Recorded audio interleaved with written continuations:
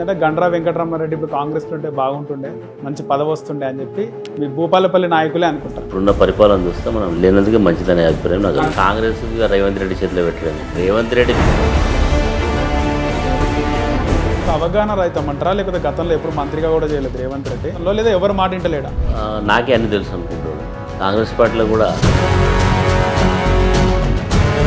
బీఆర్ఎస్లో కేవలం కుటుంబ పాలన నడుస్తుందా, నడుస్తలేదా? వాళ్ళని ఎందుకు అన్నారంటే కాంగ్రెస్ పార్టీ ఎందుకు కుటుంబ పార్టీ కాదు. కాంగ్రెస్ పార్టీలో కూడా కేసీఆర్ గారి మాటలో పసలేదు అనేది రాజకీయ విశ్లేషకులు మాట్లాడిన మాట. రేవంత్ రెడ్డి భాషలో మాట్లాడాలని అనుకున్నారు. రేవంత్ రెడ్డి భాషలో మాట్లాడాలంటే ఏంది? ఒక్కనొక్కని పండబెట్టి తొక్కి పేగులు తీసి మెడలేసుకొని ఇప్పుడు ఏంటంటే పబ్లిక్ కూడా ఎట్లున్నారంటే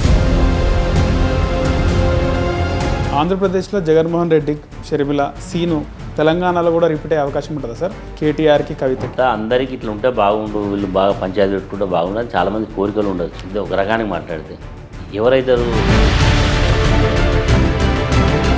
మంత్రి సమక్షంలో ఒక ఎంపీ, ఎమ్మెల్యే కొట్టుకున్నారంట. మాటలను కూడా ఎక్కువ కొట్టుకున్న స్థాయి మీద అంటే ఎట్లుందో మీకు అర్థమవుతుంది. ఇంకా వస్తున్నది ఇంకా రేవంత్ రెడ్డి కూడా పెద్దరికం లేదంటారు, ఆ స్థాయి రావట్లే అంటారు. ఇంకా సీఎం వస్తున్నట్టు ఎవరు కలిసి లేచేటోడు లేడు, ఎమ్మెల్యేలు కూడా లేస్తలేరు. రేవంత్ రెడ్డి ఎంతమందిని కలుస్తారు? సాక్షాత్తు నాకు ఆఫ్ ది రికార్డ్ చెప్తున్నారు. మీకు పర్సనల్గా ఇబ్బంది కలిగించే ప్రశ్న, 2 నెలల కిందట రాజలింగం మూర్తి మరణము, దీంట్లో మాజీ ఎమ్మెల్యే వెంకటరమారెడ్డి పేరు ఉంది, హస్తం ఉంది. 3 రోజుల ముందు కూడా నిన్ను చంపుతామని పోలీస్ స్టేషన్లో సిఐ ముందు, డిఎస్పీ ముందు చెప్పినట్టు. ఎప్పుడైతే ఎమ్మెల్యే పోయి హాస్పిటల్లో డెడ్ బాడీ చూసిండో అప్పుడు నా పేరు బయటకు తీసుకొచ్చింది. నమస్తే, వెల్కమ్ టు హిట్ టీవీ. నా పేరు నరేష్. ఈరోజు మన గెస్ట్ ఉమ్మడి ఆంధ్రప్రదేశ్ ప్రభుత్వ చీఫ్, అలాగే మాజీ ఎమ్మెల్సీ, భూపాలపల్లి మాజీ ఎమ్మెల్యే గండ్రా వెంకటరామారెడ్డి గారు. మాట్లాడదాం. సార్ నమస్తే. సార్ ఎట్లున్నారు సార్? బాగున్నా సార్. ఈ ఇంటర్వ్యూలో అన్నీ మీరు అడిగిన ప్రశ్నలకు ఓపెన్గా సమాధానం చెప్తారని అనుకుంటున్నాము. చాలామంది మాట్లాడుకునేది ఏంటంటే గండ్రా వెంకటరామారెడ్డి ఇప్పుడు కాంగ్రెస్లో ఉంటే బాగుంటుండే, మంచి పదవి వస్తుండే అని చెప్పి మీ భూపాలపల్లి నాయకులే అనుకుంటారు. ఏం చెప్తారు దీని మీద? పదవులు వస్తుంటాయి, పోతుంటాయి. మనం ఆ రోజుండే పరిస్థితులలో ఆ నిర్ణయం తీసుకున్నాం. ఆ నిర్ణయానికి అనుగుణంగా ఈరోజు మనం వ్యవహరించాల్సి ఉంటుంది. ఏదో కాంగ్రెస్లో లేనందుకే ఇప్పుడున్న పరిపాలన చూస్తే మనం లేనందుకే మంచిదనే అభిప్రాయం నాకు. అంతే అంటారా? అంతే. పరిపాలన చేస్తుంది అనుకున్నారా? ఇంత వ్యతిరేకత వస్తుంది ఉన్న పలంగాని ఇంత తొందరగా? అంటే నాకు తెలిసి నేను దాదాపు 40 ఏళ్ళ రాజకీయ అనుభవం నాకు. ఇంత తొందరగా ఇంత వ్యతిరేకత వస్తుందని నేను కూడా ఊహించలే. అంటే మేము మళ్ళీ రికవర్ కావడానికి 3 ఏళ్ళు పడుతుందో, ఇంకా 3.5 ఏళ్ళు పడుతుందో, 4 ఏళ్ళు పడుతుందో అని. కానీ ఇంత తొందరగా ఇంత వైఫల్యం, ఇంత ప్రజా వ్యతిరేకతను వస్తుందని మేము ఊహించలే. అంటే ఎప్పుడైనా చేసుకున్న వాళ్ళకు చేసుకున్నంత అని, ఇప్పుడు రేవంత్ రెడ్డి చేసుకున్న దానికి అంత అనుభవిస్తూ ఉన్నాడు. కాబట్టి వ్యతిరేకత అనేది ఊహించలేనంత వ్యతిరేకత ఉంది ప్రజలు. అంటే ప్రభుత్వం రాగానే అనుకున్నారా సార్? ఎక్స్పెక్ట్ చేస్తారా అసలు కాంగ్రెస్ ప్రభుత్వం వస్తుందని? వచ్చిన తర్వాత అరే మనం ఉంటే బాగుండే, కాంగ్రెస్లోనే స్టార్ట్ చేసిందంట, కాంగ్రెస్లోనే రాజకీయ భవిష్యత్ అంతా కూడా. కాంగ్రెస్ అధికారంలోకి వస్తుందా అట్లా అంటే, నేను రాజకీయాలలో యాక్టివ్గా రోల్ ప్లే చేసినప్పుడు చంద్రబాబు నాయుడుది యుగం అది. 2020 ఆ రోజులలో చంద్రబాబుది 2004 ముందు ఎన్టీ రామారావు, చంద్రబాబు నాయుడు నడుస్తుండే. అప్పుడు కూడా కాంగ్రెస్లో ఉంది. అప్పుడు కాంగ్రెస్ అంటే ఒక రకమైనటువంటి రూలింగు, ఒక కాంగ్రెస్ అంటే ఇక్కడైనా జాతీయ రాజకీయాల్లో కూడా. ఇప్పుడు ఆ పరిస్థితి లేదు కాంగ్రెస్లో ఆ లీడర్షిప్ కానీ, ఆ డైనమిజం కానీ, ఆ డిసిషన్స్ కానీ లేవు. అంతా కూడా ఏదో నడిపించాలి కాబట్టి నడిపిస్తున్నాడు కనబడుతుంది. లేకపోతే కాంగ్రెస్ రేవంత్ రెడ్డి చేతిలో పెట్టడం. రేవంత్ రెడ్డి పీసీసీ ప్రెసిడెంట్ అయిందంటేనే కథం అయిపోయింది కాంగ్రెస్ పార్టీలో లీడర్ లేరా? కాంగ్రెస్ పార్టీకి లీడర్షిప్ లేదా? ఒక తెలుగుదేశం పార్టీ నుంచి సోనియా గాంధీని బలిదేవత అన్న ఆమెను, అదేవిధంగా కాంగ్రెస్ పార్టీని అనేక వేదిక మీద అడ్డంగా తిట్టిన వాళ్ళని తీసుకొచ్చి పార్టీ ప్రెసిడెంట్ చేసుకున్నారంటేనే కాంగ్రెస్ పార్టీ. నాయకులు లేరంటారా కాంగ్రెస్లో? ఉన్నారు. అదే కదా కాంగ్రెస్ పార్టీ పిక్ చేసుకోవడంలో ఇప్పుడు అక్కడనే మిస్టేక్ జరిగింది. ఎప్పుడు కూడా ఉదాహరణ బీజేపీ ఉంది, వాళ్ళు ఒక ఇంపార్టెంట్ కీ పొజిషన్ ఇవ్వాలంటే వాళ్ళ ప్రీవియస్ వాళ్ళ పార్టీలో అతని కాంట్రిబ్యూషన్ ఏంది, అతని యాటిట్యూడ్ ఏంది, ఆయన బిహేవియర్ ఏంది, అప్రోచ్ ఏంది అని చూస్తారు. మరి అలాంటిది కాంగ్రెస్ పార్టీలో లేదు. ఎప్పుడు అధికారం రావాలి, బాగా అడ్డం దిడ్డం మాట్లాడేటోడు కావాలని రేవంత్ రెడ్డి పెట్టుకున్నారు. సరే, ప్రజలకు కూడా హామీలు 6 హామీలు 420, 6 గ్యారెంటీలు 420 హామీలు, నిత్యం విమర్శలు, 10 అబద్ధాలను, ఒక అబద్ధాన్ని 10 సార్లు మాట్లాడి నిజం ఎట్లయితుందో అట్లా చెప్పడం, ప్రజలు నమ్మడం, అధికారంలోకి వచ్చిండ్రు. కానీ వచ్చిన తర్వాత ఈరోజు కర్ణాటకలో వాళ్ళకి ఆ ఆలోచన రావడం ఏంటంటే కర్ణాటకలో కూడా గ్యారెంటీలను పెడితే అక్కడ అవకాశం వచ్చింది. సరే, అదే సేమ్ ఫార్ములా ఇక్కడ కూడా ఇంప్లిమెంట్, ఆ వేవ్ తెలంగాణ మీద పడదంటారా? డెఫినెట్గా అదే స్ట్రాటజీని ఇక్కడ కూడా ప్లే చేసిండ్రు. వర్కౌట్ అయింది. సరే, వర్కౌట్ అయిన తర్వాత మనిషి పాలకుడికి చిత్తశుద్ధి ఉండాలి. చిత్తశుద్ధి లేదు, ఎదురుదాడి, నిత్యం కూడా ఇప్పటికైనా ప్రతిపక్ష నాయకుడిగానే మాట్లాడుతూ ఉన్నాడు. అధికార పక్షం అయినట్టుగా భావిస్తలేడు. అధికారం దూరం ఇన్ని రోజులైనా ఇంకా ప్రతి సందర్భంలో కేసీఆర్ని ఎందుకు నిత్యం గుర్తు చేసుకోవాల్సిన అవసరం ఉంది? అంటే ఆయన ఎంతసేపు తప్పు, ఆయన వైఫల్యాన్ని కూడా ఇంకోరి మీద తోసేయాలనే ప్రయత్నం చేస్తున్నాడు. కాబట్టి ఆ రకంగా ఆయన తప్పించుకునే ప్రయత్నం చేస్తూ ఉన్నాడు. కానీ నిశ్చితంగా ప్రజలు గమనిస్తూ ఉన్నారు ఇతని యొక్క రూలింగ్ ఎట్లా ఉన్నది, ఏ రకంగా చేస్తూ ఉన్నాడు. సార్, ప్రభుత్వం వచ్చిన తర్వాత మీకు ఏమైనా పిలుపు వచ్చిందా మళ్ళీ గర్వాపసి అని? అట్లాంటిది ఏం లేదు. అట్లాంటిది నేను ఎప్పుడు కూడా మిత్రులలో చాలామంది మిత్రులు నాకు ఉన్న పాత మిత్రులు. సరే, పార్టీలు వేరైనా సంబంధాలు మానవ సంబంధమే కదా మనిషి. కానీ అట్లాంటిది మనకు ఎప్పుడు లేదు. నాకు అది కాకుండా కేసీఆర్ గారితో కానీ కేటీఆర్ గారితో కానీ నాకు పోయిన తర్వాత ఏర్పడేటువంటి అనుబంధం ఈ పార్టీని వదిలిపెట్టాల్సిన పరిస్థితి నాకు ఎప్పుడు అనిపించలేదు. కానీ రేవంత్ రెడ్డిని అంత పెద్ద వ్యక్తిగా మీరు చూడట్లేదు సార్, అందుకే పోలేదంటారా? రేవంత్ రెడ్డి నేను ఇద్దరం కూడా ఒకటేసారి ఎమ్మెల్సీలో, నేను లోకల్ బాడీ 2007లో, నాకంటే జూనియర్ రాజకీయాలు. 2001లో కాంగ్రెస్ పార్టీ అప్పుడు ఎట్లా సార్ రేవంత్ రెడ్డి 2007లో? ఏమున్నా ఇవే మాటలు, అన్ని గాలి కథలు. ఎప్పుడు కూడా మాటలతో ఆయన పెట్టుబడే మాటలు. ఏడొస్తాడు ఒకటి మాట్లాడతాడు, ఒకటి మాట్లాడతాడు. ఏముంటుండే ఆయన ప్లాన్? ఉండే ప్లాన్ పెద్దదే ఉండేది అప్పుడే 2007లోనే. అప్పుడే అనేది ఎప్పుడో సరే కూర్చోవాలన్నా అని అసెంబ్లీ ఉన్నప్పుడు అన్నాడు. ఎట్లయితుంది అంటే కోరికన్నా పెద్దది టార్గెట్ పెద్దది పెట్టుకోకుండా చిన్నది పెట్టుకోవడం అనే యాంగిల్లో ఉండేది. సరే, ఆయన సక్సెస్ అయ్యిండు. సరే, సక్సెస్ కావడం, పదవి రావడమే సక్సెస్ కాదు కదా. కానీ అప్పటికి ఉమ్మడి ఆంధ్రప్రదేశ్ కదా సార్, అప్పుడు తెలంగాణ సపరేట్ అవుతుంది. లేదు, తెలంగాణ అవుతుంది అనేది అందరికీ తెలుసు. ఆ మూమెంట్లో తెలుసు.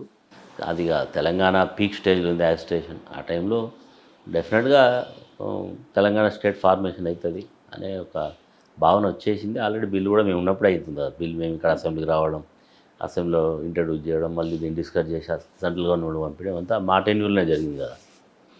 కాబట్టి రేవంత్ రెడ్డి ఇలాంటి వ్యక్తి కాంగ్రెస్ పార్టీకి ప్రెసిడెంట్ అయ్యి ఈరోజు ముఖ్యమంత్రి ఏంటంటేనే ఇక అక్కడనే దాని గొప్పతనం అర్థమైంది. సరే, ఎవరికైనా అవకాశాలు వస్తుంటాయి. ఒకటి, చరిత్రలో 2 రకాలు మిగులుతారు. అవకాశం వచ్చిన వాడు సద్వినియోగం చేసి ప్రజల గుండెల్లో నిలిచిపోయాడు ఒకడైతే, ఇచ్చిన అవకాశాన్ని దుర్వినియోగం చేసి ప్రజల హృదయాలలో మరి ఎందుకు పనికి రాకుండా 2 రకాలు ఉంటారు. మరి రేవంత్ రెడ్డి ఏ జాబితాలో వస్తాడో ప్రజలు నిర్ణయం చేస్తారు. సార్, అవగాహన రైతమంటారా, లేకపోతే గతంలో ఎప్పుడు మంత్రిగా కూడా చేయలేదు రేవంత్ రెడ్డి, అదేమన్నా లోటుపాట్లు ఉన్నాయా అవగాహన, లేదా ఎవరు మాట వింటలేడా? ఆయనే నాకే అన్ని తెలుసు అనుకుంటాడు.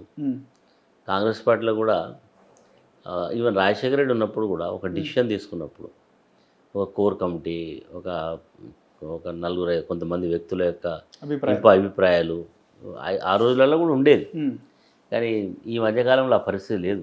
అంటే కాంగ్రెస్ పార్టీకి లేవు స్టేట్స్, 3 స్టేట్లు. ఒకటి హిమాచల్ ఉన్నా లేనట్టే, అది చిన్న స్టేటు. కర్ణాటక రోజు ఇంటర్నల్ ఫైట్, అక్కడ సిద్ధరామయ్య వర్సెస్ డికే శివకుమార్ ఇక్కడ ఉన్నది. కాబట్టి ఇప్పుడు హైకమాండ్ కూడా అంత బలంగా చెప్తున్నట్టు లేదు, ఒకవేళ చెప్పినా వింటున్నట్టు కనబడతలేదు. కాబట్టి డిసిషన్స్ అన్నీ కూడా వివరంగా అవుతున్నాయి. ఈరోజు ఇంత తొందరగానే కమిషన్లు పర్సంటేజ్లు మాట్లాడుకునే స్థాయికి వచ్చింది. అవినీతి విలయతాండం చేస్తుందని, కక్షపూరితంగా పరిపాలన చేస్తుందనేది ఈరోజు బహిరంగంగా జరుగుతున్న చర్చ.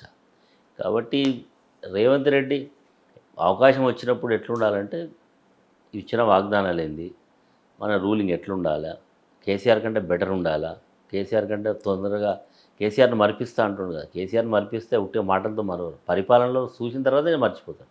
కానీ కేసీఆరే బెటర్ అనుకునే స్థాయికి వచ్చిందంటే, 15-16 నెలల్లో వచ్చిందంటే నీ ఫెయిల్యూర్ యొక్క నీ ప్రభుత్వం యొక్క ఫెయిల్యూర్ చాలా స్పష్టంగా కనబడతాం. సార్ ఒక ప్రతిపక్ష పార్టీ నాయకుడిగా రేవంత్ రెడ్డి పాలన అస్సలు బాగాలేదా, పథకాలు కొన్ని బాగున్నాయా, ఏం చెప్తారు?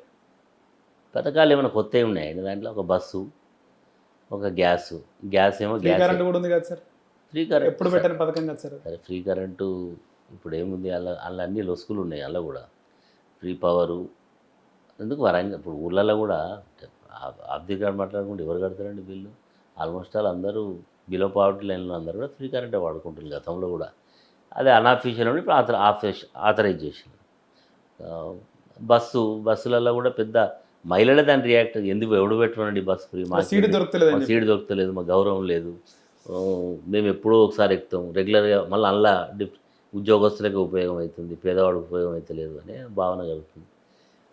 అల్టిమేట్గా ఆయన అధికారంలోకి రావడానికి ప్రధానమైన 3-4 ఫ్యాక్టర్స్. లేడీస్కు 2500 గృహలక్ష్మి ఇస్తా అన్నది ఒక మహిళను బాగా అట్రాక్ట్ చేస్తుంది. తర్వాత తులం బంగారం, కేసీఆర్ లక్షిస్తే అదనంగా తులం బంగారం. వృద్ధులకు ఇచ్చే పెన్షన్ 4000, భార్యకు భర్తకు ఇద్దరికి ఇస్తామన్నది. తర్వాత 10,000 రైతు బంధు 15,000. ఇవి కొంచెం బాగా పీపుల్ అట్రాక్ట్ కావడానికి కారణమైనవి. కానీ వాటిని ఈయనేమి అడ్రస్ చేయట్లేదు కదా.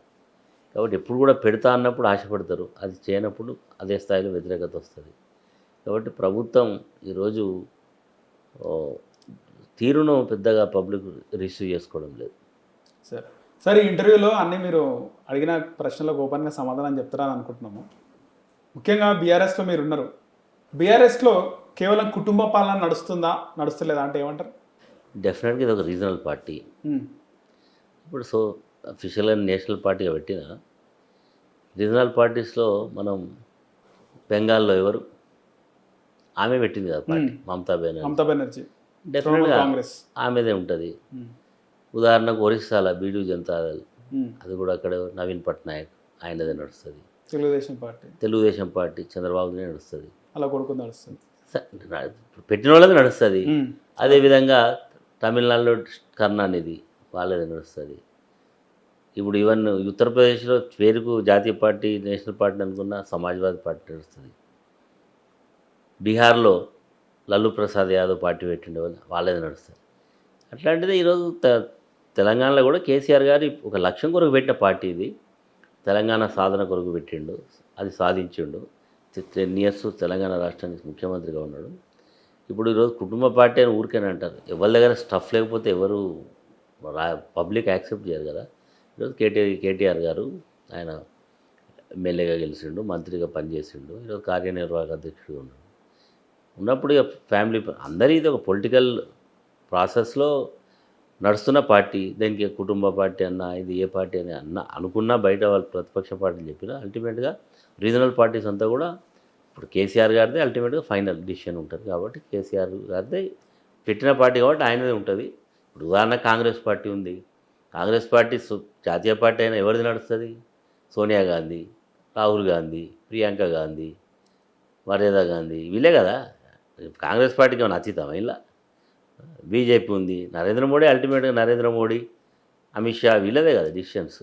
కాబట్టి ఇవన్నీ విమర్శలు చేయడానికి ఉంటాయి తప్ప ఇవి దీంట్లో ఏం లేదు. ఇది ఒక డెమోక్రటిక్ ప్రాసెస్లో నడుస్తున్న ఒక పొలిటికల్ పార్టీ తప్ప కుటుంబ పార్టీల హవా బాగుందంటారు భారతదేశంలో. పార్టీ కుటుంబ పార్టీ అంటలేదు, పొలిటికల్ సిస్టంలో ఒక పార్టీ నడుస్తుంది అని చెప్పాను. కాంగ్రెస్ పార్టీ అతీతం కాదంటున్నా, బీజేపీ కూడా అతీతం కాదు. ఏ పొలిటికల్ పార్టీ ఒక పార్టీ ఎవరైతే పెట్టిలో వాళ్ళదే సేవ్ ఉంటుంది. ఇదంతా కూడా వాళ్ళే లీడ్ చేస్తున్నప్పుడు వాళ్ళదే నాయకత్వం నడుస్తుంది తప్ప కుటుంబ పార్టీ ఇప్పుడు మరి వాళ్ళని ఎందుకు అన్నారంటున్నా. కాంగ్రెస్ పార్టీ ఎందుకు కుటుంబ పార్టీ కాదు? కాంగ్రెస్ పార్టీలో కూడా అంటే ముగ్గురు ఉన్నారు కదా, సోనియా గాంధీ, రాహుల్ గాంధీ, ప్రియాంక గాంధీ. అంతకుముందు ఇందిరాగాంధీ, రాజీవ్ గాంధీ, అంతకుముందు నెహ్రూ, ఇందిరాగాంధీ, అంతే కదా అందరు కూడా. కాబట్టి ఇదంతా అవన్నీ పక్కకు పెట్టి అసలు పార్టీ పెట్టిన లక్ష్యం ఏంది, ఏ స్థాయిలో ప్రజల యొక్క యాస్పిరేషన్ పూర్తి చేయగలిగినాం, ప్రజల్లో ఏముంది అది చూడాలి. కానీ విమర్శ చేయాలి. కాబట్టి ఇది ఎక్కడే సబ్జెక్ట్ దొరికితే కుటుంబ పార్టీ, ఇది ఫ్యామిలీ పార్టీ, ఇది చెప్తా ఉన్నారు. అది కాదు ఇది. ఈ పార్టీ పెట్టిన లక్ష్యం ఏ స్థాయిలో నెరవేర్చబడ్డది చూస్తే ఆ స్థాయిలో ఆలోచిస్తే బాగుంటుందని నా అభిప్రాయం. ఓకే సార్, అంత పెద్ద బీఆర్ఎస్ రజతోత్సవం జరిగింది. అసలు అది బీఆర్ఎస్ రజతోత్సవం అంటారా, టీఆర్ఎస్ రజతోత్సవం అంటారా? ఇప్పుడు టెక్నికల్గా మాట్లాడితే టీఆర్ఎస్ బికమ్ బీఆర్ఎస్. ఎలక్షన్ కమిషన్కి ఏం పెట్టిందంటే మేము టీఆర్ఎస్ పార్టీ పేరును బీఆర్ఎస్గా మార్చుకుంటున్నాము. మేము దీన్ని ఒక రీజనల్గా తెలంగాణనే కాకుండా మేము దీన్ని నేషనల్ స్థాయిలో తీసుకుపోవాలనే దీంతో పెట్టి తీసుకున్నాం. కాబట్టి బీఆర్ఎస్ టీఆర్ఎస్ రెండు ఒకటే. అప్పుడేమో ఒక లక్ష్యం, ఒక తెలంగాణ రాష్ట్ర సాధన, ఆ లక్ష్యం పూర్తయింది కాబట్టి మేము జాతీయ రాజకీయాల్లో కూడా మా పార్టీ ఉండాలనే ఉద్దేశంతో బీఆర్ఎస్గా పేరు మారడం జరిగింది. కాబట్టి బీఆర్ఎస్ అయినా టీఆర్ఎస్ అయినా రజతోత్సవమే. ఆ పార్టీ పుట్టి 25 సంవత్సరాలు అడుగు పెడుతున్న సందర్భంలో ఒక పొలిటికల్ ఈవెంట్, ఒక రాజకీయంగా అక్కడ ఒక సభ పెట్టి అది చేయడం జరిగింది. ఆ సభ ఎంతవరకు సక్సెస్ అయింది సార్? మీరు చెప్పాలి సభగా. అంతకంటే ఒక రాజకీయ పార్టీ మీటింగ్ పెట్టినప్పుడు జనం అంత పెద్ద ఎత్తున వచ్చి ఆ సభను విజయవంతం చేసిన వెంటనే ఆ పార్టీ పట్ల, కేసీఆర్ గారి పట్ల ఉండేటువంటి ఒక ఇంట్రెస్ట్ను ఆ రకంగా తెలియజేయడం. జనరల్గా పొలిటికల్ పార్టీ మీటింగ్ వస్తారు, మీటింగ్ మొదలుపెట్టినప్పుడు మధ్యలోకి వచ్చినప్పుడు ఎంతమంది ఉంటారు ఏంటంటే, కానీ ఒక్కరు కూడా మీటింగ్ స్టార్టింగ్ నుంచి ఎండింగ్ వరకు ఎవరు కూడా కదలలేదంటేనే అంత కమిట్మెంట్తో ఉన్నారని అర్థం. కానీ సభకు అంత జనాలు వచ్చినా కూడా సభ సక్సెస్ కాలేదు, కేసీఆర్ గారి మాటలో పసలేదు అనేది తెల్లారు అందరూ మీడియాలో కానీ రాజకీయ విశ్లేషకులు మాట్లాడిన మాట. ఏం చెప్తారు దీని మీద?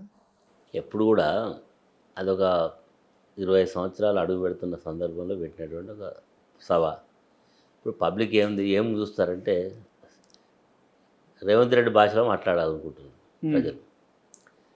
కేసీఆర్ గారు ఆయన ఒక పరిణితి చెందిన రాజకీయవేత్త కాబట్టి అసలు రేవంత్ రెడ్డి ఏమో కేసీఆర్ మాకు ఇన్స్పిరేషన్ అంటుండు కదా సార్. ఆయన ఇన్స్పిరేషన్ కాబట్టి, ఇన్స్పిరేషన్ దేనికి ఇన్స్పిరేషన్?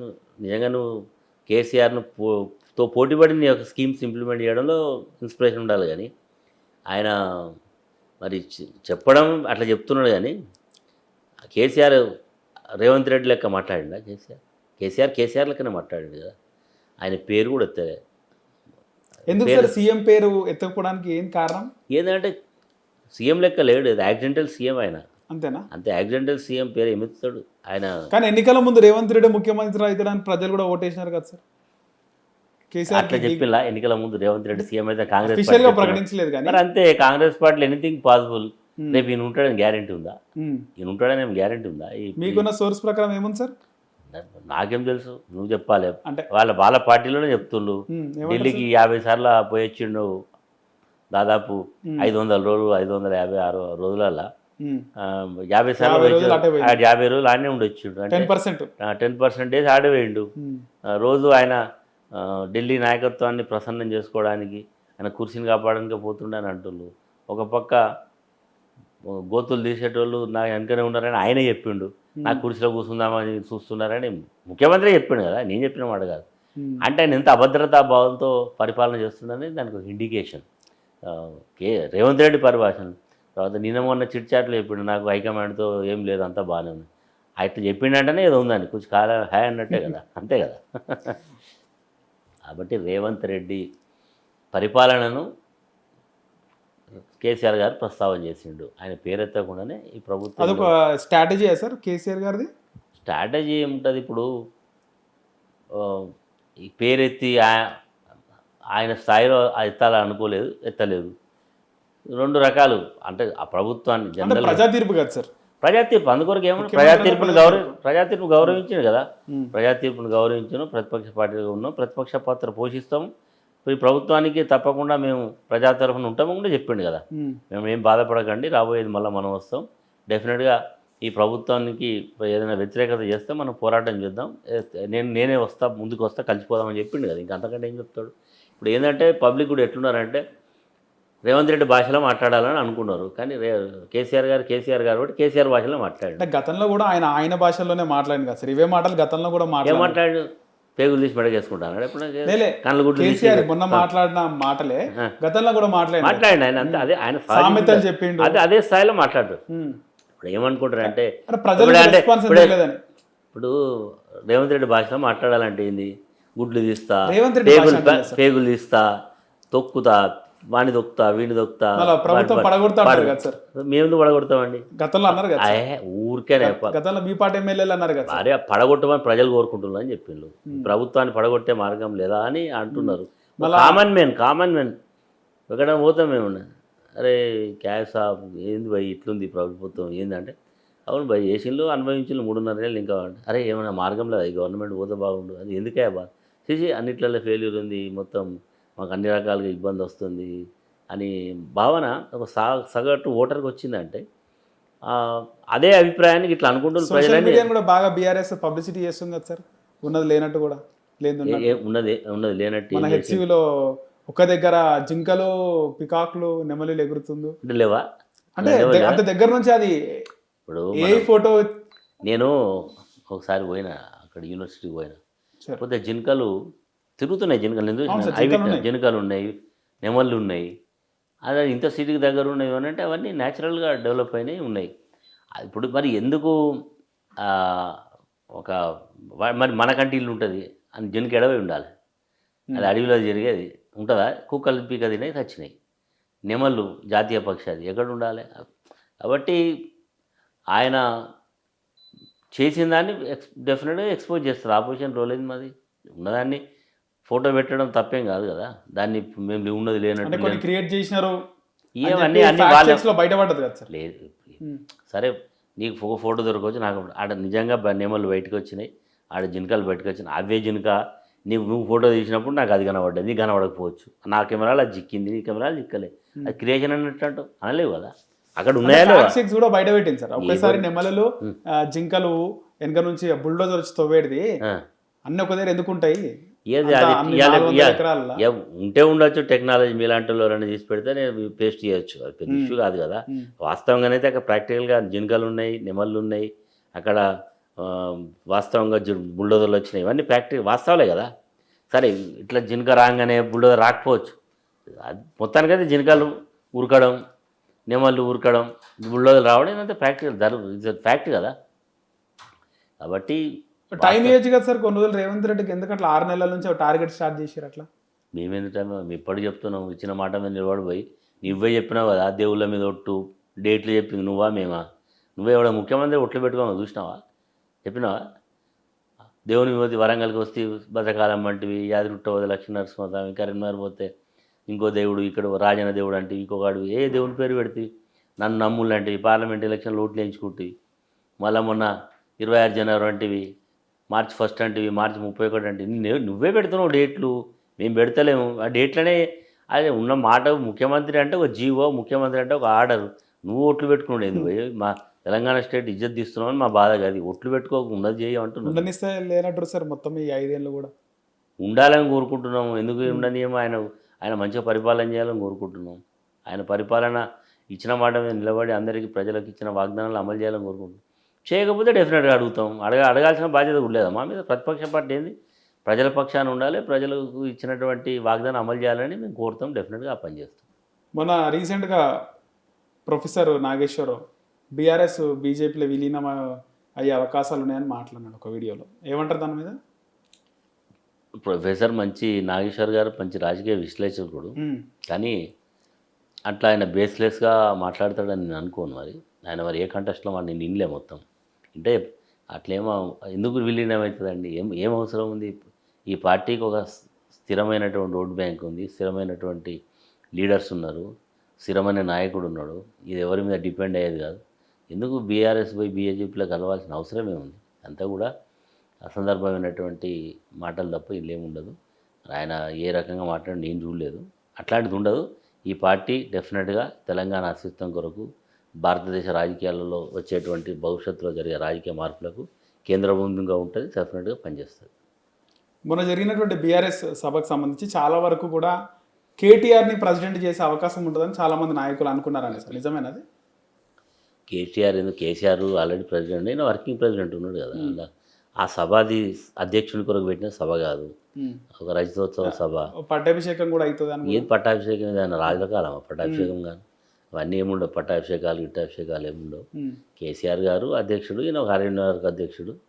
రేపు ఎన్నికలు వచ్చినప్పుడు, పరిస్థితులు వచ్చినప్పుడు కేసీఆర్ గారు ఏం చేయాలనుకున్నా మళ్ళీ అల్టిమేట్గా పార్టీ. మీకుందా సార్ ఇన్ఫర్మేషన్ ఉండొచ్చా కేటీఆర్ అంటే భవిష్యత్తులో ఆయనే పార్టీని నడిపిస్తాడు, ఆయనకే పగ్గాలని కూడా? అట్లేం ఉండదు. కేసీఆర్ గారు యాక్టివ్ రోల్ ఉన్నప్పుడు ఇప్పుడే అది ఆ చర్చకి అవకాశం ఉండదు. కేటీఆర్ కూడా సమర్థుడైన నాయకుడే. చాలా మంది చెప్తున్నారు అంటే బీఆర్ఎస్ నుంచి బయటకు పోయిన నాయకు పొంగులేటి శ్రీనివాసరెడ్డి మంత్రి కూడా గతంలో చాలాసార్లు చెప్పడం జరిగింది, ఉండన్నా నేను కాబోయే ముఖ్యమంత్రి నేనే ఉండు, అన్నీ చేద్దాము, నెక్స్ట్ నేనే తీసుకుంటా పార్టీ అని అన్నాడు, కానీ అవ్వలేదని. ఉండొచ్చు అంటే డెఫినెట్గా ఇప్పుడు మనం ఎక్కడ జరుగుతలేదు చెప్పండి. జనరల్గా తండ్రి ఉన్నప్పుడు తండ్రి తర్వాత నేనే వస్తా అని ఒక భావన ఉండొచ్చు. ఆయన అట్లాంటి మాట మరి ఎప్పుడు ఆయనకి ఎప్పుడు చెప్పినా మరి శ్రీనివాసరెడ్డి నాదులు జనరల్గా ఉంటుంది. రాజకీయాల్లో ఉన్నప్పుడు ఎవరికైనా ఆస్పిరేషన్స్ ఉంటాయి, కోరికలు ఉంటాయి, కావాలనే లక్ష్యం ఉంటాయి, ఉండొచ్చు అలా తప్పేముంది, వాటి నథింగ్ కదా. ఆంధ్రప్రదేశ్లో జగన్మోహన్ రెడ్డి, షర్మిల సీను తెలంగాణలో కూడా రిపీట్ అయ్యే అవకాశం ఉంటుందా సార్? ఈ కేటీఆర్కి, కవితకి, ఆమె కూడా నేను కూడా తగ్గేది లేదు అనే విధంగా ఆమె కూడా ఉంది, ఆమె వైఖరి అట్లాంటిది ఏముండదు. అది అట్లాంటిది ఏముండదు. కలిసి పని చేస్తుంటే అందరూ ఎవరి స్థాయిలో ఆమె ఎమ్మెల్సీ ఉంది, నేను ఎమ్మెల్యేగా ఉన్నాడు, పార్టీ ప్రెసిడెంట్ ఉన్నాడు, ఆమె ఎంపీ చేసింది, అవన్నీ ఏముండవు. ఇదంతా అందరికీ ఇట్లా ఉంటే బాగుండు, వీళ్ళు బాగా పంచాయతీ పెట్టుకుంటే బాగుండు అని చాలామంది కోరికలు ఉండొచ్చు, కానీ ఆ కోరికలు నెరవేరదు. కానీ పంచాయతీ అయితే ఉంది కదా సార్ భవిష్యత్తులో? ఏం పంచాయతీ? ఈ పదవి కోసం ఎందుకైతే పంచాయతీ? ఇప్పుడు ఇది ఒక రకానికి మాట్లాడితే ఎవరైతారు, ఒక ఉదాహరణకు ఇక్కడ ఇప్పుడు మనం చెప్పుకునే హిస్టరీలో ఎవరైతారు, కొడుకే అవుతాడు, తండ్రి కొడుకే అయితే డెఫినెట్గా అది ఎవరు ఇప్పటివరకు చూడండి. ములాయం సింగ్ కొడుకు అఖిలేష్ యాదవ్ అయ్యిండు, ఫరూక్ అబ్దుల్లా కొడుకు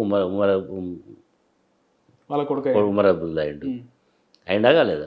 కరుణానిధి కొడుకు స్టాలిన్ అయ్యిండు. అవును, అవుతాడు. ఊరికే దాని మీద పెద్ద చర్చ ఎందుకు, అవసరం వచ్చినప్పుడు ఆయన అవుతాడు. ఊరికే దాని మీద అవసరం వచ్చింది. ఇప్పుడు హరీష్ రావు అని యూటర్న్ తీసుకోవడం కానీ మారితే పరిస్థితి ఎట్లుంటుంది సార్? అది మారడే మీరు అందరూ అనుకుంటున్నారు, ఎందుకు మారతాడు ఆయన? ఆయన కూడా ఉంటుంది కదా సార్ ముఖ్యమంత్రి కావాలని. ఉంటుంది, నేను చెప్పినా కదా. ఇప్పుడు హిస్టరీలో ఇదంతా మనకు కనబడుతున్నటువంటిది. ఇప్పుడు సమీపంలో ఇప్పుడు అన్నీ నేను చెప్పిన కూడా లైవ్ ఎగ్జాంపుల్స్. మరి అక్కడ లేని అతీతమైనటువంటిది ఇక్కడ కూడా ఎందుకు వస్తుంది? కాదు కదా. ఒకవేళ కేసీఆర్ గారు నాకు వద్దు అని ఒకవేళ అనుకుంటే కేటీఆర్కే అవకాశాలు ఉంటాయి, అంతే తప్ప వేరే స్కోప్ ఉండదు, చర్చ ఉండదు. అది అందరికీ తెలుసు. ప్రస్తుత రాజకీయ పరిస్థితులలో జరుగుతున్న సమీకరణ రాజకీయ పరిస్థితులు అంతే జరుగుతుంది. ఊరికే దాని మీద మీరు అడిగింది కాబట్టి నేను చెప్తున్నాను. కానీ మొన్న జరిగిన ఎంపీ ఎలక్షన్స్లో సార్ ఈ లిక్కర్ స్కామ్కి సంబంధించి కవిత అరెస్టు బాగా ఎఫెక్ట్ పడ్డదా సార్? ఏం లేదండి, దేశం రెండు భాగాలు విడిపోయింది. ఒకటి ఇండియా కూటమి, ఒకటి ఎన్డీఏ కూటమి. అయితే బీఆర్ఎస్ ఏ కూటమిలో లేదు. ఒక బీఆర్ఎస్ఏ కాదు, కర్ణాటకలో ఉదాహరణకు తమిళనాడులో ఏడీఎంకే ఏ కూటమిలో లేదు, పీకింది. ఇక్కడ మేమే కూటమిలో పోయినాం. కమ్యూనిస్టులు బలంగా ఉండేటువంటి ఈవెన్ సిపిఎం సొంతంగా రాష్ట్రం చేసి కేరళలో కూడా ఏం లేదు. అంటే ఏదో ఒక కూటమిలో ఉన్న వాళ్ళకి వేసాను. అయితే మోడీ యాంటీ మోడీ రెండే జరిగింది ఓటింగ్. మేము ఇటుదిలేము అట్లేము కాబట్టి మమ్మల్ని పక్కకు పెట్టిండ్రు. మోడీకి వేయాలన్నా యాంటీ మోడీకి వేయాలని డిసైడ్ చేసుకోవాలి. కాబట్టి ఇండియా కూటమి గిట్టేసిండ్రు, లేదు అనుకున్న వాళ్ళు మోడీకి వేసిండ్రు, అంతే. ఇది దేశంలో ఇక్కడే కాదు, ఆల్ ఓవర్ ఇండియాలో జరిగిన రిజల్ట్స్ అన్నీ కూడా చూడండి అట్లే ఉన్నాయి. బీజు జనతాలు అంత స్ట్రాంగ్ పర్సనాలిటీ. ఆయన దాదాపు లాంగ్ టర్మ్ చీఫ్ మినిస్టర్. ఆయన ఏ కూటమిలో లేడు, వీకెండ్ ఆయన ఇటు ఇండియా కూటమిలో లేడు. ఆయన సొంతంగా పోటీ చేస్తారు, ఆయన కుర్చీ పోయింది, ఆయన ఎంపీలు పోయినాయి. కాబట్టి ఇది ఒక్కోసారి ఏమవుతుందంటే రెండు భాగాలుగా రెండు టీంలు ఆడుతున్నప్పుడు మూడో టీం స్కోప్ ఉండదు అన్నట్టుగా ఈరోజు ఇక్కడ మా స్టేట్లో ఎలిమినేట్ అయ్యే పరిస్థితి వచ్చింది. చంద్రబాబు నాయుడు చాలా ఇంటెలిజెంట్గా పొట్టు పెట్టుకోండి. జగన్ కూడా అదే పరిస్థితి, ఏ కుటుంబంలో లేడు. కానీ రెండు గెలిచిండు, రూలింగ్ పార్టీ సీఎం ఉండి రెండు గెలిచిండు. ఆయనకు ఎన్ని ఎమ్మెల్యే సీట్లు వచ్చినాయి మీరు చూసిండు? ఎమ్మెల్యే సీట్లు ఎన్ని వచ్చినాయి? ఇక్కడ 39 సీట్లు గెలిచిండు. అంటే అప్పుడు ఉండే పరిస్థితి ఫ్యాక్టర్. 2019 కూడా ఇదే కదా సిచ్యువేషన్. ఏడా అప్పుడు కూడా రెండు కూటమిలకే ఉండే కదా సార్. ఏడా 19లో లోక్సభ అప్పుడు ఇంత బలంగా లేదు. అప్పుడు ఇంత బలంగా లేదు కాబట్టి BRS BJP Congress 4, BJP 3. BJP 3, Congress సగం వాళ్ళకు కూడా వచ్చినాయి కదా సీట్లు. కాంగ్రెస్కి 3, బీజేపీకి 4 వచ్చినాయి. అప్పుడు కూడా మోడీ ఫ్యాక్టర్ పనిచేసింది కదా. కాబట్టి అప్పుడు నిజంగా బీజేపీ వాళ్ళు అడిగిళ్ళు పొత్తు పెట్టుకుంటే మాకు కొన్ని సీట్లు మనం కలిసిపోటీ చేద్దాం, అది చేస్తే ఇక్కడ స్వీప్ చేసేది అవకాశమే లేదు. కానీ ఎప్పుడు కూడా ఎవరితో పొత్తు పెట్టుకోవడానికి కేసీఆర్ గారు అంత ఆసక్తి చూపెట్టారు. సార్ రీసెంట్గా చూసుకుంటే ఒక మంత్రి సమక్షంలో ఒక ఎంపీ ఎమ్మెల్యే కొట్టుకున్నారంట. మీ వరకు కూడా వచ్చిండొచ్చు, అది బయటికి కూడా వచ్చింది న్యూస్. చాలా మందికి ఇది నిజమా అబద్ధమా అని ఉంది. నిజమా అబద్ధం? ఎంపీ ఎమ్మెల్యే కొట్టుకోవడం ఏంటి సార్? అంటే వాళ్ళ మాటలు పెరిగినాయి, పీకిండోటి పీకితే కన్నుకు ముక్కలకి రక్తం కూడా వచ్చిందట. ఇంకా నువ్వు కొట్టుకుంటానంట, ముక్కలకి రక్తం కూడా. ఎంపీకి దెబ్బలు ఎక్కువడే, ఎమ్మెల్యేకి ఎక్కువ. ఇప్పుడు ఇద్దరు మా ఇటు కూర్చున్నారు భయ్, మధ్యలో ఇంకో ఆయన కూర్చున్నాడు. ఏం కొట్టుకొని అంత దెబ్బలు తగిలి అంతే ఒకటి కట్టి కొడితే ముక్కు తగిలి ఉంటే రక్తం వచ్చి ఉంటుంది, నేను కొడితే చెంపకు తగిలి ఉంటుంది, అంతే ఏముంటుంది అంటే పోయి గల్ల మీద పెట్టి కొట్టుకుంటా. మాటలను కూడా ఎక్కువ కొట్టుకునే స్థాయి మీద అంటే ఎట్లుందో మీకు అర్థమవుతుంది. మొన్న తుమ్మల నాగేశ్వరరావు వర్సెస్ ఒక ఎమ్మెల్యే ఆడ ఇనాగ్రేషన్కి పోయిళ్ళు, ఆడ అల్లరి పెట్టుకొని వెళ్ళిపోయిళ్ళు. ఇక స్టార్ట్ అయింది. ఇక ఇప్పుడు అసలు క్లైమాక్స్ ఇప్పుడే స్టార్ట్ అయింది సినిమా. ఇక వీళ్ళ తిట్టుకునుడు కొట్టుకునుడు ఇవన్నీ నడుస్తుంటాయి. ఇక సో మీరు ఆరాధిస్తే రీజన్ దేని గురించి అని తెలిసింది సార్? ఏముంటుంది ఆలయం ఉంటుంది. ఈయన కృష్ణమోహన్ రెడ్డి ఇలా గెలిచిన పోయిండు ఆల్రెడీ అక్కడ. కృష్ణమోహన్ రెడ్డి అక్కడ ఒక కాంగ్రెస్ ఓడిపోయిన ఆయన ఉన్నాడు, ఆయన అటు సైడ్ తీసుకున్నాడు. అరే నేను వచ్చిన కదా పోయి నాది ఉండాలి ఇంపార్టెన్స్ ఈయన అంటే నేను విడిచిపెట్టాలని ఏదో అంతే ఉంటుంది ఆర్గ్యుమెంట్ సేక్లో. మాట పెరిగింది, ఓటు వేసిండు నేను, మళ్ళీ ఈయన ఒకటి ఆయన వేసుకున్నాడు. మధ్యలో ఆయన ఆగబట్టిండు, మధ్యలో సంపత్ కుమార్ అన్నాడట, అరే నక్కోపోయి అని ఆపిన. మంత్రి గారు ఏమనలేదా? ఏమంటాడు ఇట్లా కొట్టుకుంటే ఎట్లా పోయి ఆయన ఇల్లు ఎవ్వరున్నారు పోయి ఎంత ఒక సినిమా తీయాలంటే ఆర్టిస్టులు వచ్చినట్టు జమైన వాళ్ళు వీళ్ళంతా రియల్ కాంగ్రెస్లో లేవు.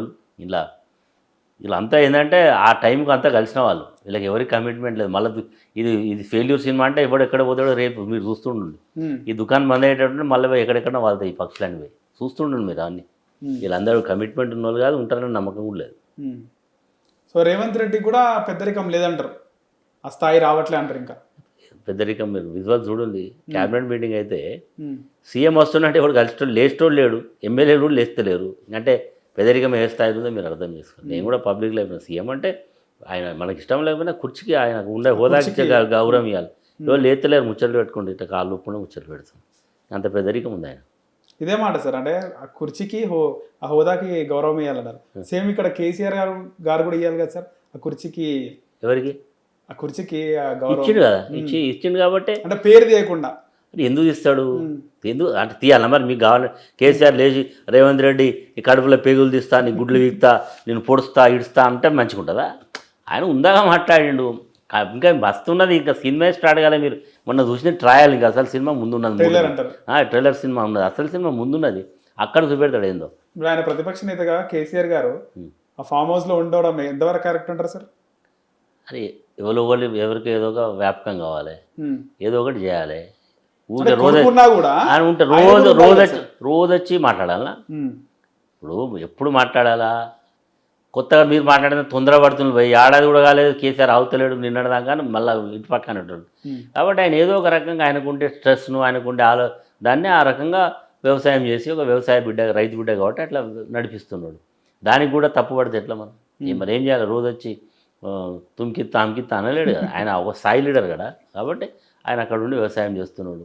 మరి ఈయన చేస్తుండే ఈ సీఎం ఎంతమంది కేసీఆర్ రోజు విమర్శించేది, ఆయన ఫామ్ హౌస్లో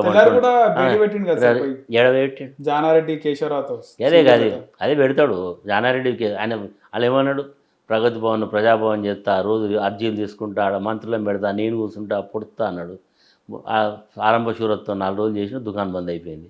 ఇప్పుడు ఆయన సెక్రటరీకి వచ్చేది, సెక్రటరీ ఇంత మంచి కట్టిండు ఎప్పుడు వస్తాడు, మరి ఈయన ఎందుకు పోతలేడు సెక్రటరీ? రేవంత్ రెడ్డి ఎప్పుడు సెక్రటరీ పోయిండా, కూర్చుంటుండా?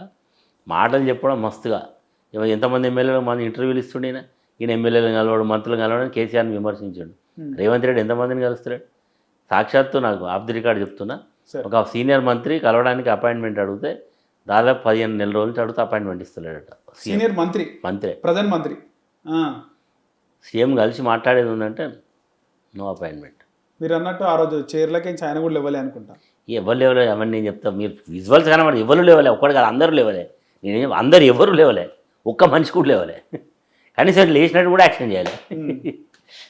ఒక మంత్రి అపాయింట్మెంట్ అడిగితే అపాయింట్మెంట్ ఇస్తారట. ఆ మంత్రిని చూస్తే మరి ఆయన కుర్చీకి నాకు ఖతరా తెస్తుండని అనుకుంటున్నాడు, ఏమనుకుంటున్నాడు, ఆయన ఢిల్లీలో ఏం చెప్పిండో. మంత్రి అపాయింట్మెంట్ నో అపాయింట్మెంట్ మంత్రికి. అంటే ఇది చెప్పడం చాలా సులువు, ఆచరణ పెట్టడం అనేది తెలుస్తుంది. మన మంత్రివర్గ విస్తరణ ఎందుకు ఆగిపోయింది సార్?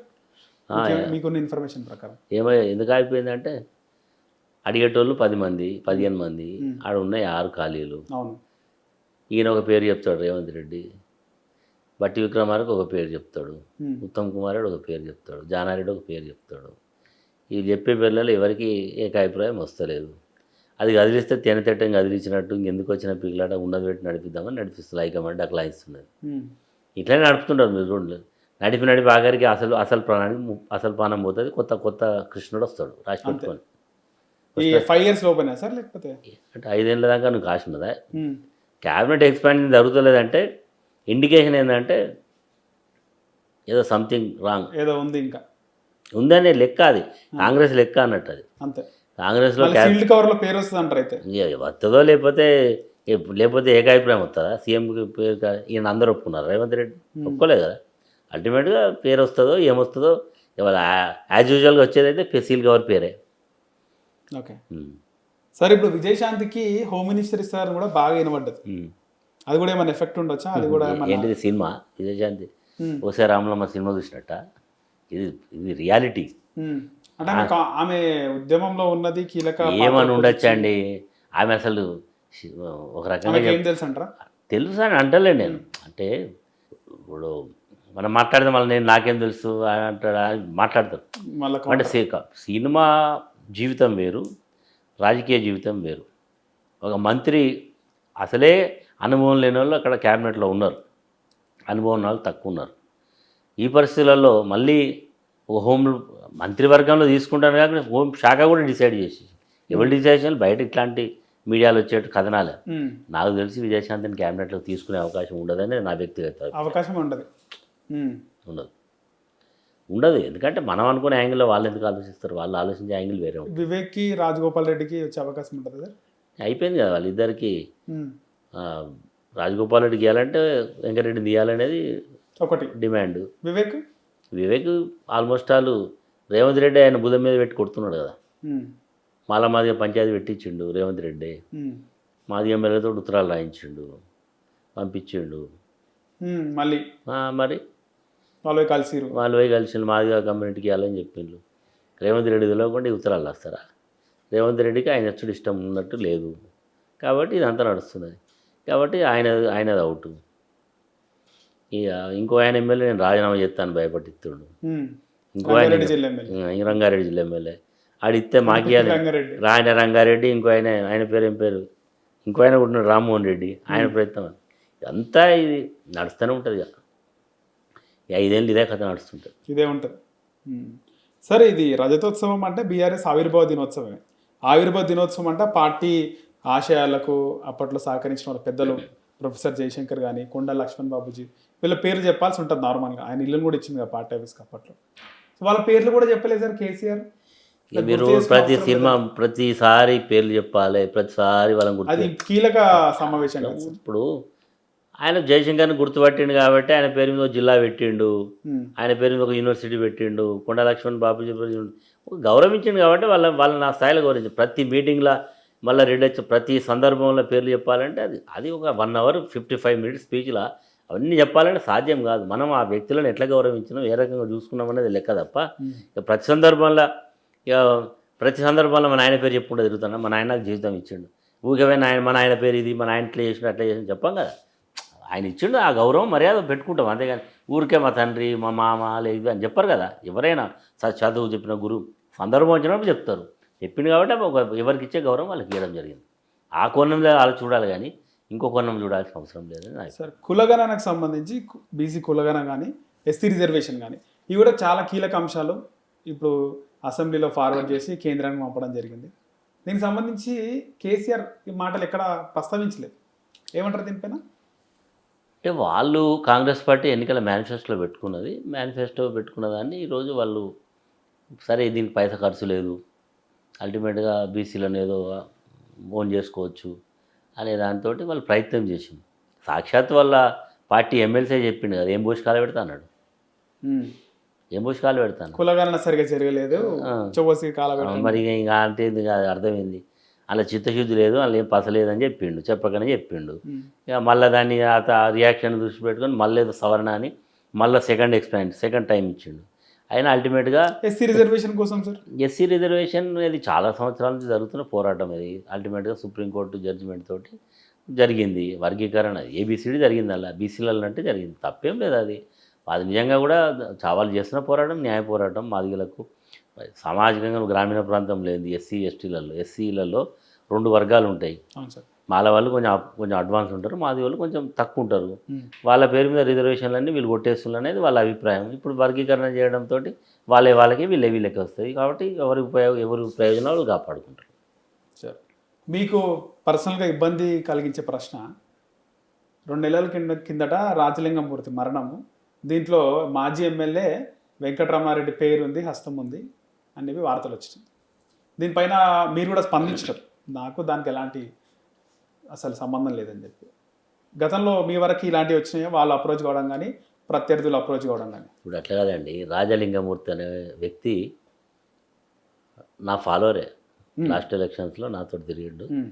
నేను అతని భార్య టికెట్ ఇచ్చినాం, ఎమ్మెల్సీ మన కౌన్సిలర్ చేసినాం. కానీ అతను ఎప్పుడైతే అయిన తర్వాత రోజు పబ్లిక్లో పడి పబ్లిక్ని బ్లాక్మెయిల్ చేయడం, డబ్బులు వసూలు చేయడం, కొన్ని గవర్నమెంట్ ల్యాండ్స్ మీద ఎంక్రోచ్మెంట్ కావడం, అనవసరం అట్లా ఇన్వాల్వ్ కావడంతో 2 సార్లు చెప్పినా 3 సార్లు చెప్పిన తర్వాత ఆ పార్టీ నుంచి ఎక్స్ప్లెయిన్ చేసినాం. అతను చేసిన తర్వాత ఈ చనిపోయినటువంటి రాజలింగమూర్తికి అక్కడ ఉండేటువంటి ఎవరైతే ఇప్పుడు చంపిన్లు అని అభియోగం మోపడ్డ వాళ్ళకు ల్యాండ్ డిస్ప్యూట్ ఉంది.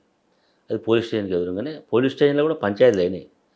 3 రోజుల ముందు కూడా నిన్ను చంపుతామని పోలీస్ స్టేషన్లో సిఐ ముందు డిఎస్పీ ముందు చెప్పినట్టు వాళ్ళు, వీడని ఉండాలి మేమన్నా ఉండాలని. ఆ రోజు చనిపోయిన రోజు నేను డిఎస్పీకి మాట్లాడినా, ఏమైంది అని అడిగితే ఇట్లా మర్డర్ ఇట్లా జరిగింది సార్, ఇట్లా అయింది, మరి ఎవరు చంపిళ్ళు ఏంది అంటే, సార్ మాకు చంపిన వాళ్ళు తెలుసు, మాకు ఒక 1 అవర్ లోపల మిమ్మల్ని పట్టుకుంటాము అని చెప్పిళ్ళు. తర్వాత వాళ్ళు ఆల్రెడీ సరెండర్ అయ్యిండ్రు కోర్టులో, మా పోలీస్ స్టేషన్ ఉన్నారని. అప్పటి వరకు బాగానే ఉంది, నా పేరు ఎక్కడ లేదు ఆడ. ఎప్పుడైతే ఎమ్మెల్యే పోయి హాస్పిటల్లో డెడ్ బాడీ చూసిండో అప్పుడు నా పేరు బయటకు తీసుకొచ్చింది. ఈ పేరు చెప్పాలని వాళ్ళ భార్యకు, ఉట్టిగా పిచ్చేవాళ్ళు మీరు అట్లా చెప్తే ఎట్లా, ఈ పేరు చెప్తే మీకు లాభం అవుతుంది అని చెప్పి అప్పుడు క్యాసెట్ వేసినట్టు వెంకటరమణారెడ్డి, కేసీఆర్, కేటీఆర్, హరీష్ రావు ఇట్లా ఇట్లా ఎవరు దోసినట్టు పెట్టి వాళ్ళు చెప్పింది. నిజంగా నాకు సంబంధమే ఉంటే ఈ ప్రభుత్వం నన్ను వస్తుందండి, లేకుండానే ఇరిగియాలని పాపం చాలా ప్రయత్నం చేసి. ఇప్పుడు అయిందా సార్ కేసు? అయిందా మీ పైన? నా మీద ఎందుకు అవుతుందండి కేసు? నాకేం సంబంధం అని, నాకేం సంబంధం? అట్లాంటి రాజకీయాలను ఎప్పుడు ప్రోత్సహించలేను. నా పొలిటికల్ గ్యారీ 40 ఏళ్లలో నేను ఎవరిని ఒక చెంపదెబ్బ కొట్టలే, ఎవరితో దెబ్బతినలేదు. ఎప్పుడైనా కోపం వస్తే వాడేవాడని నన్ను మాట్లాడినాడు తప్ప నేను ఎవరిని తిట్టను కూడా. నేనేమన్నా వాడు ఎదురుగా వస్తే కూర్చోబెట్టి మనం పని చేసి పంపిస్తాను. ఇవన్నీ కూడా భూపాలపల్లి ప్రజలకు తెలుసు, నా పొలిటికల్ రాజకీయ జీవితంలో ఎట్లా ఉన్నాం, ఏ రకంగా ఎదిగినాం. ఇవన్నీ ఏంటంటే వాడుకోవడానికి వాడే ప్రయత్నం తప్ప ఇందులో ఏం లేదు. ఆయన కూడా పెద్ద లిటికెంట్ అట్లేం లేదు, చాలా మందిని ఇబ్బంది పెట్టిండు. చాలా సందర్భాలలో అతను మీరు అర్థం చేసుకోండి, 1-2 కోట్ల రూపాయలకు ఇన్సూరెన్స్ చేసుకున్నాడంటే అతనికి డౌట్ లేదా? అతనికి ఇన్సూరెన్స్ చచ్చిపోయే 6 నెలల ముందో 3 నెలల ముందు ఇన్సూరెన్స్ చేసుకున్నాడట, నన్ను చంపుతారు కావచ్చు అంటే. ఎవరు చంపుతారో తెలుసు, ఎందుకు చంపుతారో కూడా అతనికి తెలుసు.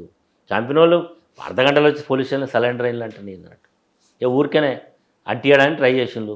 దాన్ని ఆ కలర్ మాకు అంటియాలని అంటలేదు. నిందితులు బీఆర్ఎస్ కార్యకర్తలు సార్? సంబంధం కాదు, బీఆర్ఎస్ సంబంధం లేదు. ఇదంతా క్రియేషన్ అండి, బీఆర్ఎస్ కంటగట్టాలని ప్రయత్నం చేసి. అతను ఏదో కేసు వేసిండు కాబట్టి ఆ కేసు మాకు సంబంధం ఉన్నదని తిప్పడానికి ట్రై చేసిండు. అతన్ని మస్తు మంది మీద వేసిండు కేసులు, ఒక మా మీదనే కాదు.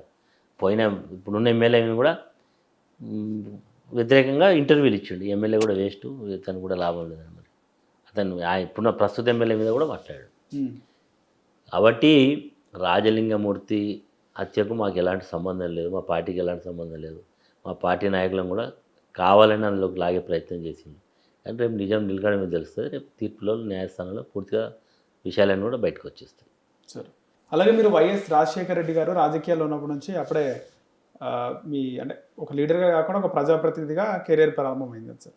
ఆ టైంలో ఎట్లుండే సార్ వాతావరణం? ఇప్పుడున్నట్టు పరిస్థితులు అప్పుడే పరిస్థితులు తేడా అంటే ఏం చెప్తారు? 2001లో ఆయన ఆపోజిషన్ లీడర్గా ఉన్నప్పుడు నేను జిల్లా కాంగ్రెస్ ప్రెసిడెంట్ ఉన్నాడు ఉమ్మడి వరంగల్. రైట్. తర్వాత నాకు 2004లో నేను ఎమ్మెల్యేను ఎంపీ కావాల్సి ఉంటే ఆ రోజు నాకు అవకాశం రాలే. 99లో కాలే 2007లో మళ్ళీ అల్టిమేట్గా ఎమ్మెల్సీ అయ్యి మళ్ళీ 2009లో ఎమ్మెల్యే. రాజశేఖర రెడ్డి గారు ఆయన ఒక మాట అంటే మాట మీద ఉండి కొంచెం పద్ధతి ప్రకారం ఈయనకి ఇట్లా రేవంత్ రెడ్డి లెక్క మాట తప్పే స్వభావం లేదు. సంతకం పెడతా రైతులకు సంబంధించిన ఫ్రీ పవర్ మీద అంటే అధికారులందరికీ సహజంగా డామ్ డూమ్ అనగానే నథింగ్ డూయింగ్ అని పబ్లిక్లో సంతకం పెట్టాడు. ఈయన ఎందుకు పెడతలేడు సార్ మళ్ళీ ఆ విధంగా? అంటే ఎందుకు డబ్బులు ఎందుకు పెడతారు ఆయన అడగాలి, నాకేంటే ఆయన చెప్తాడు. ఆయన పెట్టిండు చెప్తున్నా హిస్టరీ. ఆయన ఆయన చెప్పనిది ₹2 కిలో బియ్యం ఎన్నికల మేనిఫెస్టో లేదు, ₹2 కిలో బియ్యం ఇచ్చిండు. ఆరోగ్యశ్రీ లేదు, ఆరోగ్యశ్రీ చేసిండు. ఫీజు రియంబర్స్మెంట్ లేదు, ఫీజు రియంబర్స్మెంట్ చేసిండు. 108 ఆ రోజుల్లో ఎవడైనా యాక్సిడెంట్ వస్తే ఎవరు దిక్కు లేదు, 108 తెచ్చిండు. అది ఇప్పుడే ఎవరైనా ఏముంటుంది అల్టిమేట్గా 2 రకాలుగా ఉంటారని చెప్పిన కదా. చరిత్రలో నిలిచిపోయే వాళ్ళు, చరిత్రలో రెండు రకాలు నిలిచిపోయారు, 2 రకాల జాబితాలు ఉంటారు, 2 రకాల పనులు ఉంటారు. రేవంత్ రెడ్డి ఏ జాబితాలు ఉంటాడు, రాజశేఖర రెడ్డి ఏ జాబితాలు ఉంటాడు మనం చూస్తున్నాం. అంతే తప్ప రాజశేఖర రెడ్డి ఒక కమిట్మెంట్ తోటి చాలా సంవత్సరాల నుంచి ఇక్కడ రైతులు కరెంటు లేక ఇబ్బంది పడ్డ పరిస్థితి, ఆ రోజు ఎలక్ట్రిసిటీ అడ్మినిస్ట్రేషన్ చంద్రబాబు నాయుడు ఆ రోజు వరల్డ్ బ్యాంక్ కంట్రోల్లో ఉండి టారిఫ్ పెట్టాల్సిందే, అప్పులు రావాల్సిందంటే మనం కొన్ని రిఫార్మ్ తీసుకురావాలని ప్రయత్నం చేసిండు. ఆ రోజు ఎవరు చెప్పినా వినకుండా చంద్రబాబు నాయుడు చేసి బషీర్బాగ్లో చాలామంది చావు కారణమైనటువంటి పరిస్థితి. ఇవన్నీ అధ్యయనం చేసుకొని ఫ్రీ పవర్ అన్నాడు, ఫ్రీ పవర్ మీద పబ్లిక్లో సంతకం పెట్టిండు. మరి రాజశేఖర రెడ్డి ఒత్తిడితోటే మన్మోహన్ సింగ్ రైతులకు దేశవ్యాప్తంగా రుణాలు మాఫీ అయినాయి. ఇక్కడ సక్రమం కట్టిన వాళ్ళకి ₹5,000 బోనస్ వచ్చింది. ఆ రోజుల్లో కొన్ని జరిగినాయి, సాచురేషన్ మోడ్లో ఇండ్లు వచ్చినాయి. కొంత రాజశేఖర రెడ్డి గారు కమిట్మెంట్ తోటే ఒక పేదలకు చేయాలనే సంకల్పంతో చేసిండు. కాబట్టి ఈ రోజు వరకు రాజశేఖర రెడ్డి గారిని గుర్తుపెట్టుకున్నారు. సార్ ఆ తర్వాత కూడా మీరు 2018లో కూడా కష్టకాలం అది, రేవంత్ రెడ్డే ఓడిపోయిండు ఎమ్మెల్యేగా. అలాంటి టైంలో మీరు ఎమ్మెల్యేగా గెలిచారు. కానీ ఎందుకు పరిస్థితులు ఎందుకు వచ్చినాయి బీఆర్ఎస్లోకి పోవడానికి? అంటే కరుడుగట్టిన కాంగ్రెస్ పార్టీ మీరు పోవడానికి కారణాలు ఏమి వచ్చినాయి సార్? ఏం లేదు, నాకు కాంగ్రెస్ అప్పటికే ఎమ్మెల్యే ఉన్నప్పుడు నాకు కేటీఆర్తో కొంచెం ఫ్రెండ్షిప్ ఉండింది. ఆయన నన్ను రమ్మని ఆహ్వానించి కొంచెం మీరు మీలాంటి వాళ్ళు కాంగ్రెస్ ఇంకా లాభం లేదు, మీరు వస్తే బాగుంటుందని అడగడం వల్ల నేను ఆయనతో ఉండేదాంతో నాకు మీకు అనిపిస్తుంది సార్ కాంగ్రెస్ పార్టీ నడిపిద్దాము తెలంగాణ ఇచ్చిన పార్టీ ఉండేనా అంటే నడిపియాలని ముందుకు తీసుకెళ్ళాలని ఉండాలని ఉండే. కానీ కాంగ్రెస్లో ముందర వాడిని అది మీరు కాంగ్రెస్ పార్టీలో నాలాంటి వాడిని ముందర వాడినిచ్చే పరిస్థితి ఇప్పుడు సిఎల్పి లీడర్ వెనుక కూడా అది ఏకపక్షంగా జరిగింది. అది ఎవరు ఒపీనియన్ లేదు, ఏం లేదు. అంత వాళ్ళు డిసిషన్ తీసుకొని వచ్చిండ్రు, పేరు చెప్పిండ్రు, అందరం ఒప్పుకోవాలి. డబ్బులు కూడా పనిచేసాయి సార్, పనిచేసే అవన్నీ మాట్లాడితే బాగుండదు. ఇప్పుడు నా పార్టీలో ఏముంది దాని గురించి. ఇప్పుడు వాళ్ళే చెప్పుకుంటారు కదా, ఎన్ని పైసలు వచ్చి తెచ్చుకున్నాడు రేవంత్ రెడ్డి అని చెప్పిండు కదా. అది ఉత్తమ్ కుమార్ కోమటిరెడ్డి వెంకరెడ్డి చెప్పిండు, అందరు చెప్తారు. మాణిక్యం ఠాకూర్ కాదు మనీ ఠాకూర్ అనేది చెప్పిండు కదా. అందువరకు ఇన్ఛార్జ్ మెయింటైన్ చేసుకొని తెచ్చుకున్నాం. సరే ఏమైనా మనం అందులోకి వెళ్ళి బయటకు వచ్చినాక ఇవన్నీ మనం ఇట్లా అట్లా అనుకోవడం ఇప్పుడున్న పరిస్థితులు అవసరం లేని విషయం. కాబట్టి ఇప్పుడు మనం ఏం కోరుకుంటున్నాం అంటే ప్రజల వాళ్ళకి అవకాశం ఇచ్చి కొంచెం ప్రజలలో మంచి పేరైనా సంపాదించుకోండి, కొంచెం ఉన్న టైం అన్నా బాగా చేసుకోండి, ప్రజలకు ఇచ్చినటువంటి వాగ్దానాలు అమలు చేయండి. ఇంత తొందరగా చీతు అనిపించుకోకండి, కొద్దిగా ఉన్న 5 ఏళ్ళైనా కొంచెం నడిపింది, దుకాణం నడిపింది, పాలన చేయండి. ఎంత చేస్తారు సార్ రేవంత్ రెడ్డి రాష్ట్రాన్ని బాగా నడుపుతున్నాడా అన్నదానికి మీరు రేటింగ్ ఎంత? నేనే స్టూడెంట్, ప్రజలు వేస్తున్నారు కదా ఆల్రెడీ. సరే నేను మాట్లాడితే నేనేమంటా ఫెయిల్యూర్ అనే చెప్తున్నా కదా. మార్కులు వేసేది ప్రజలు. ఫెయిల్యూర్ అంటారా? ఇప్పుడు మనం పాస్ మార్కులు ఎన్ని మార్కులు? పాస్ మార్కులు 35. మరి 35 కిందికి వస్తే ఏమంటారు? ఫెయిలే కదా. మరి ఫెయిల్ మార్కులు పడ్డా ఏం చెప్తున్నారు? సర్వే రిపోర్ట్లు చెప్తున్నాయి కదా. మొన్న ఎవరో రెండు సంస్థలు చేసినాయి. అందరూ సీఎం మీద వ్యతిరేకత ఉందని, మంత్రుల మీద వ్యతిరేకత, ఎమ్మెల్యేల మీద వ్యతిరేకత ఉందని, రేటింగ్ బాగాలేదని, సరి చేసుకోకపోతే వీళ్ళకి లాభం లేదని చెప్తున్నారు. అది అల్టిమేట్గా ఏంది, అట్లాంటి ఇంటెలిజెన్స్ రిపోర్ట్స్ కూడా పోతుంటాయి కదా సీఎంకి రోజు ఎవ్రీడే. మొత్తానికి మీరు ఇంకా బీఆర్ఎస్లోనే కొనసాగుతారు డెఫినెట్గా. రైట్ సార్, ధన్యవాదాలు సార్. నమస్తే. హిట్ టీవీ యాప్, ఇందులో short news, live news, entertainment shows, movies, digital magazines తో పాటు మీ జిల్లా వార్తలను కూడా ఫ్రీగా చూడొచ్చు. ఇంకెందుకు ఆలస్యం, వెంటనే హిట్ టీవీ యాప్ ని డౌన్లోడ్ చేసుకుని ఫ్రీగా ఎంటర్టైన్మెంట్ పొందండి. Hit TV app. Hit TV app. Please download hit TV app. Hit TV app ని ఫ్రీగా డౌన్లోడ్ చేసుకొని ఎంజాయ్ చేయండి. మీకు నచ్చిన ఎంటర్టైన్మెంట్ కోసం హిట్ టీవీ యాప్ ని ఫ్రీగా డౌన్లోడ్ చేసుకొని ఎంజాయ్ చేయండి. హిట్ టీవీ యాప్ ని డౌన్లోడ్ చేసుకుని ఆస్వాదించండి, ఆశీర్వదించండి. ఇంతమంది సెలబ్రిటీలు హిట్ టీవీ యాప్ ని డౌన్లోడ్ చేసుకోండి అని చెప్తున్నారంటే ఎంత మంచి యాప్ ఆలోచించండి. అమెరికా అమెరికా అమెరికా అమెరికాలో చదవాలనుకునే వాళ్ళకి విశ్వసనీయమైన పేరు మన శౌర్య కన్సల్టెన్సీ. UK లో 1 year masters. UK లో 1 year masters. 2 years work permit up to 5 years visa. Contact Shaurya Consultancy. Contact 89851 89851.